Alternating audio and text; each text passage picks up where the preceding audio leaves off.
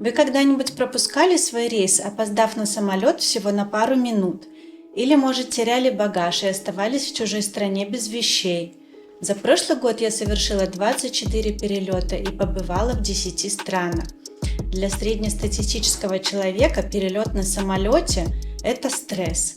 Для меня это будничный и рутинный процесс, который я, благодаря своему накопившемуся опыту, оптимизировала и довела до совершенства. Методом проб и ошибок я вывела свод правил и рекомендаций, которые позволяют сделать путешествие комфортным, быстрым, безопасным и недорогим. Вы на канале «Едем дальше». Меня зовут Юля, и в этом видео я расскажу, какими правилами следует руководствоваться при полетах, а также раскрою секреты авиакомпании, которые они сами никогда вам не расскажут. Поехали! Правильная подготовка – это 50% успеха предстоящего путешествия. А правильная подготовка начинается со сбора чемодана, думаете вы? Увы, нет. Правильная подготовка начинается немного раньше, с выбора этого чемодана. Ведь может случиться так, что после прибытия в аэропорт окажется, что ваш багаж превышает весогабаритные размеры, установленные компанией-перевозчиком. А как вы понимаете, за превышение придется заплатить штраф, который нередко превышает стоимость самого билета на самолет. Поэтому, чтобы не попасть на деньги заблаговременно, необходимо проверить на сайте авиакомпании допустимые размеры и вес ручной клади и багажа. И не забудьте, что эти правила могут отличаться у разных авиакомпаний. Когда допустимые размеры чемодана проверены, можно заняться сбором в дорогу. Раньше я часто сталкивалась с тем, что, привезя с собой кучу вещей, использовала в итоге всего несколько, а половина чемодана оставалась неношенной. Особенно это актуально в теплых странах. Я брала вещи про запас и на всякий случай. Но потом я честно призналась себе, что мне не нужны 3 футболки на 3 дня путешествия, когда большую часть времени я проведу у бассейна. Для такой поездки мне хватит одной футболки, одних шорт и пары носков. Со временем я выработала правило брать с собой минимальное необходимое количество одежды и обуви. Теперь вход в мой чемодан закрыт для одежды на всякий случай. В нем исключительно вещи под количество дней, которые я проведу в поездке. А из гигиенических принадлежностей я беру с собой только самое необходимое. Все остальное, как правило, есть в отелях и апартаментах. Я всегда выбираю варианты жилья с отдельной спальней и ванной комнатой. И не останавливаюсь в хостелах, поэтому проблем с полотенцами, гелем для душа и ватными дисками никогда не возникало. На самом деле есть 3 фундаментальные вещи, которые нужно взять с собой, и это паспорт, мобильный телефон и деньги. Если у вас с собой есть указанный базовый набор, то все остальное можно при необходимости приобрести на месте. Поверьте, это будет гораздо проще, чем тащить ненужное шматье из дома. Так, на всякий случай, который наверняка, это уже проверено опытом, не наступит. В любом правиле есть исключение, и в данном случае это относится к купальным принадлежностям. Часто в отелях есть неплохие зоны спа, и вам при заселении могут бесплатно предоставить в них доступ в качестве бонуса, даже если вы не планировали такой досуг, как гласит народная мудрость, на халяву и уксус имеет сладковатый привкус. Так что купальный костюм в моем чемодане находится всегда, куда бы я ни ехала. К этому пункту можно отнести еще и тапочки. Я беру с собой такие, которые в случае необходимости можно использовать как в комнате отеля, так и у бассейна. А теперь секрет, который не расскажет вам ни одна авиакомпания. Всегда нужно брать места в задней части самолета. Регулярно случается так, что самолет летит не с полной загрузкой, и свободными, как правило, остаются места в задней части лайнера. С большой долей вероятности, таким образом вы сможете растянуться на 2 или на 3 кресла и провести весь полет в горизонтальном положении. Кроме того, По статистике, места в конце салона являются самыми безопасными. Именно поэтому я выбираю места ближе к хвосту лайнера. Следующим идет совет, который иногда требует дополнительных вложений, но экономит время и силы. А вы наверняка знаете, что время – это единственный невосполнимый в нашей жизни ресурс. Совет звучит так. Старайтесь вылетать из максимально близкого к вашему дому аэропорта. Ближайший к моему дому аэропорт находится в 50 минутах пути. При этом есть несколько других на расстоянии 1,5 часов и 2,5 часов. Частенько я пыталась сэкономить и вылетала из дальних аэропортов в неудобное время. При этом, одолев путь к аэровокзалу, я была уже вся измотана, а иногда я опаздывала на самолет, так как по дороге попадала в пробки, что, как вы понимаете, не добавляет нервных клеток. Теперь же только огромная разница в цене или полное отсутствие билетов на нужное мне направление заставит меня вылетать из неудобного аэропорта. Не скупитесь, лучше немного переплатить, при этом сэкономив время и силы. Следующий секрет нужно знать и помнить как молитву «Отче наш». Никогда не берите стыковочные рейсы с пересадкой, время между которыми составляет меньше 2 часов. Согласно статистике, риск не улететь в такой ситуации приближается к 90%. Возможно, ваш первый рейс задержится, а второй рейс вылетит вовремя, но на его борту вас не будет.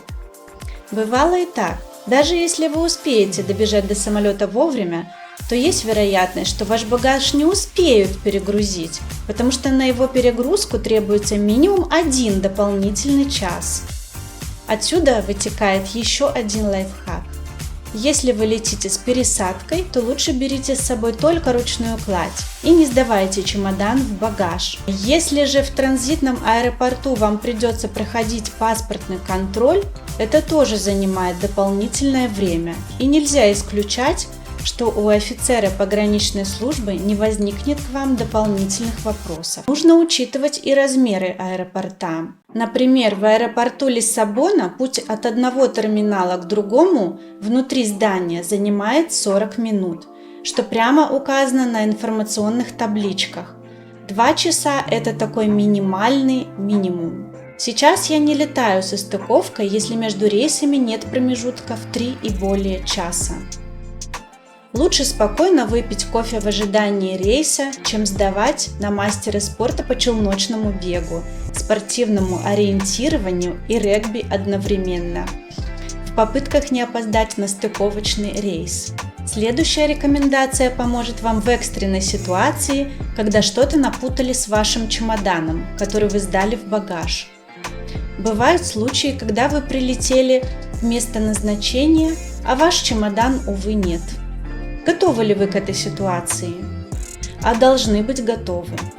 Давайте разберем, что для этого нужно сделать. Положите в ручную кладь минимальный набор самых необходимых вещей на один день. Футболка, зубная щетка, зарядка для телефона, зарядка для ноутбука и минимальный набор лекарств, которые вам точно необходимы. Они должны быть с собой на всякий случай, если ваш багаж потеряется. Однажды я целые сутки провела на Кипре в довольно теплой одежде с длинным рукавом, потому что мой багаж просто не прилетел. Лучше подстраховаться заранее. То же самое касается полета домой. Возвращаясь домой, не забудьте переложить ключи из багажа в ручную кладь на случай, если багаж не прилетит, вы хотя бы сможете попасть домой. Следующий лайфхак сэкономит ваше время в аэропорту, особенно если вы опаздываете. Чтобы ускорить прохождение досмотра и ничего не потерять и не забыть, все предметы из карманов лучше выкладывать не прямо в ящик для досмотра, а в карман куртки или в сумку, которую вы несете с собой, и уже эту куртку или сумку вы кладете в специальный контейнер и отправляете сканировать. Когда вы пройдете рамку, вы можете схватить сумку или куртку и сразу же отправиться на гейт с полной уверенностью, что все необходимые вещи у вас с собой и ничего не забыто. Когда появится свободная минута, Просто разложите мелкие вещи по своим местам. Используя такой метод, вы сэкономите около 3-4 минут, которые могут оказаться критичными в случае вашего опоздания. Вот еще несколько советов, как быстро проходить досмотр в аэропорту. Не вставайте за пассажирами с детьми, потому что они очень долго складывают и раскладывают коляски, и у них с собой всегда очень много предметов, поэтому они долго собираются. Не нужно вставать за пожилыми людьми, потому что они медлительные и забывчивые. И не нужно вставать за организованными группами туристов из Юго-Восточной Азии. Статистика показывает, что они очень неорганизованные и неторопливые. Заранее положите все емкости с жидкостями объемом менее 100 мл в отдельный пакет, чтобы на досмотре поместить его в отдельный ящик для сканирования. Если кто-то не знает, то на борт один пассажир может проносить жидкости, упакованные в тару емкостью не более 100 мл. И в общей сложности их количество не может превышать 1 литр. Подготовьте сразу для досмотра все электронные приборы, которые везете с собой. Их тоже придется поместить в отдельный ящик для сканирования. Еще один важный момент. Если вы сдаете чемодан в багаж, то обязательно выньте из него все устройства с аккумуляторами, так как их запрещено провозить в несопровождаемом багаже, и ваш чемодан может просто не полететь с вами, если вы нарушите это правило. Сейчас прошу вас, отнеситесь к информации особо внимательно, так как она может стоить вам несостоявшегося отдыха. Как правило, на билете на самолет указано время вылета, а посадка может заканчиваться за 20, а то и 30 минут до вылета. И вы, как пассажир, обязаны прибыть к гейту до этого времени. Многие компании за этим пристально следят. Вы скажете, что часто приходится ждать посадки до последней минуты. Да, и такое бывает. Но вот вам случай из жизни. Мы большой компанией из 7 человек летели на отдых и опоздали на 1,5 минуты к закрытию гейта. Мы видели самолет через окно аэропорта, но нам пояснили, что двери в салон лайнера уже закрыты и нас не пустили в самолет, как мы не просили. Деньги за билеты нам, естественно, никто не вернул, и пришлось лететь на следующий день, купив билеты повторно. Особенно обидно, что мы опоздали из-за того, что кое-кто из нашей компании решил съесть гамбургеры в одном из фастфудов в аэропорту, а мы их ждали. Такой вот получился гамбургер стоимостью несколько тысяч евро. Не повторяйте таких ошибок и к гейту приходите заблаговременно. Едем дальше. После регистрации на рейс заходите в самолет последним. Пусть люди суетятся, рассаживаются, толкаются. Без вас теперь они никуда не улетят. Дальше мы переходим к самой важной части этого видео. Что же можно и нельзя делать во время полета? Всегда берите с собой бутылку питьевой воды. Система кондиционирования берет воздух из окружающей среды, где его температура минус 50 градусов. И он проходит через двигатель, где согревается и попадает в салон уже практически без влаги. У вас от него сохнет кожа и слизистая оболочка глаз, а также появляется усталость, переутомление и возникает общее обезвоживание организма. Для того, чтобы этого избежать, всегда в полете пейте много воды. У меня всегда с собой бутылочка воды, как минимум пол-литра на короткий полет и 0,7 на полет больше 4 часов. Насчет воды есть еще один лайфхак. Как вы уже знаете, свою воду в аэропорт пронести не получится, а вот пустую пластиковую бутылку вы можете спокойно взять с собой и затем набрать в нее питьевую воду, уже после прохождения проверки на посту безопасности. В больших аэропортах есть специальные терминалы, где бесплатно можно набрать питьевую воду. Это достаточно важный аспект, так как цены на бутилированную воду в аэропортах достаточно высокие. Если у вас нет бутылки под рукой, то покупать воду лучше в автоматах, там она дешевле, чем в стационарных магазинах, и в любом случае в аэропорту бутылка питьевой воды будет стоить дешевле, чем на борту самолета. Как правило, авиакомпании это скрывают. Но знали ли вы, что после объявления на борту «Посадка завершена» (boarding complete) вы имеете полное право встать и занять любое свободное место в самолете того же класса, что и ваш? Вы не можете пересесть из эконома в бизнес или на места повышенной комфортности, но вы можете занять любое свободное место, и авиакомпания не имеет права вам это запретить. Поэтому, если вы видите удобное место, молча встаете и пересаживаетесь. Но важный нюанс. Такое правило не всегда работает в лоукостерах. А теперь пару слов о безопасности в самолете. Когда вы уже заняли свое место, посмотрите, где находится ближайший к вам аварийный выход и сколько до него метров.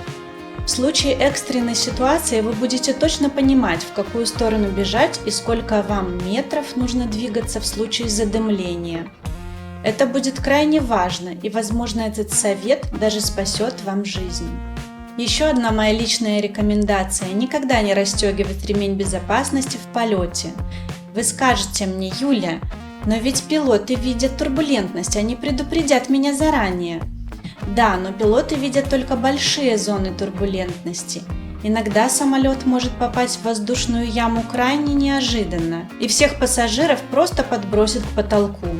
Сколько последствий таких ситуаций уже запечатлено на видео, которое можно найти в интернете.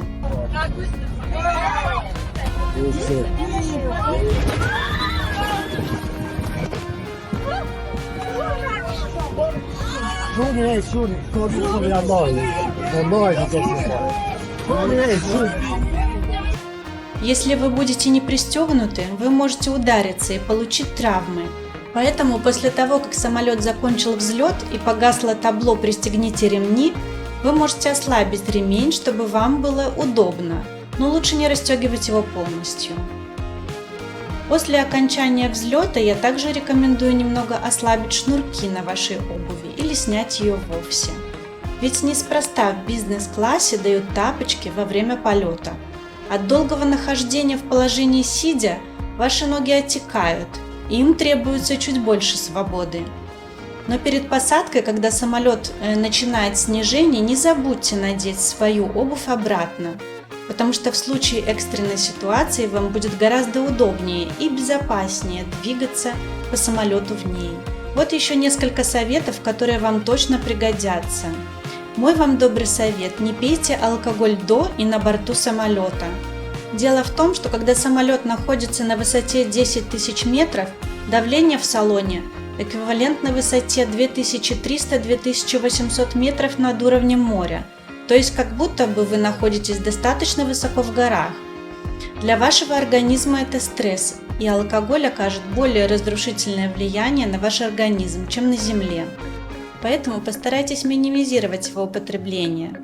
Конечно, иногда может быть приятный повод. Это полет в бизнес-классе или какая-то встреча с друзьями. Я все понимаю. Но постарайтесь все-таки ограничить его употребление. Еще один повод не употреблять алкоголь – это понимание того, что в случае возникновения конфликтной ситуации, в которую вмешаются представители правоохранительных служб, вы окажетесь виноваты, даже если правда будет на вашей стороне, так как будет зафиксирован факт вашего нахождения в состоянии алкогольного опьянения. Да и в целом, если что-то случится, то часто страховые компании отказывают в выплатах, если пострадавшее лицо находилось на момент возникновения страхового случая в пьяном виде. Еще один совет, который я узнала уже из интернета. Попробуйте во время полета томатный сок. Возможно, вы не любитель томатного сока на земле, но оказывается, что по статистике томатный сок является самым употребляемым напитком в самолетах, при том, что на земле он не самый популярный. Дело в том, что, как я уже ранее говорила, во время полета атмосферное давление в салоне лайнера значительно ниже, и ваши вкусовые рецепторы работают по-другому. Именно поэтому томатный сок становится значительно вкуснее. Обязательно во время следующего перелета закажите себе стакан томатного сока. А теперь поговорим, что делать и не делать по прибытии самолета в аэропорт назначения. Самое главное, о чем я вас прошу, не вставайте со своих мест до полной остановки самолета. Это очень и очень опасно. самолет может резко затормозить, и вы улетите в проход, при этом поломаете руки, а соседу пробьет голову сумкой, которую вы только что сняли с верхней полки. Дождитесь объявления командира «Parking Position», и только после этого спокойно вставайте и доставайте ваши вещи. Поверьте, вы не выйдете из самолета быстрее всех после прилета в аэропорт. За время моих полетов у меня уже сложилось впечатление, что большинство пассажиров свято верят в то, что если после посадки и остановки самолета тут же не вскочить со своего места и не встать с сумкой в проходе, то из самолета их не выпустят, и он развернется и улетит назад в пункт отправления. Друзья, это миф, и это не так. Вас обязательно выпустят из самолета. Просто, как правило, наземным службам нужно около 5-10 минут, чтобы подать трап, поэтому спокойно дождитесь этого момента на своих местах. А вот чтобы при получении багажа вам не пришлось высматривать свой чемодан и не было риска, что кто-то другой утащит вашу сумку, я рекомендую нанести на него отличительные знаки. Например, на моем чемодане привязана красная лента. Таким образом, я издалека вижу свой чемодан и нет риска, что кто-то его перепутает и заберет. Используйте указанные правила, чтобы ваши перелеты были более комфортными и безопасными. Я на собственном опыте вывела их для себя и пользуюсь ими уже очень много лет. А какие у вас есть секреты и лайфхаки? Поделитесь, пожалуйста, в комментариях. Если это видео было вам полезным, поставьте лайк, нажмите колокольчик, чтобы не пропускать следующие ролики на канале, и обязательно подпишитесь. Здесь будет еще много видео про путешествия и полеты. Меня зовут Юля, вы на канале Едем дальше. Увидимся в следующих выпусках.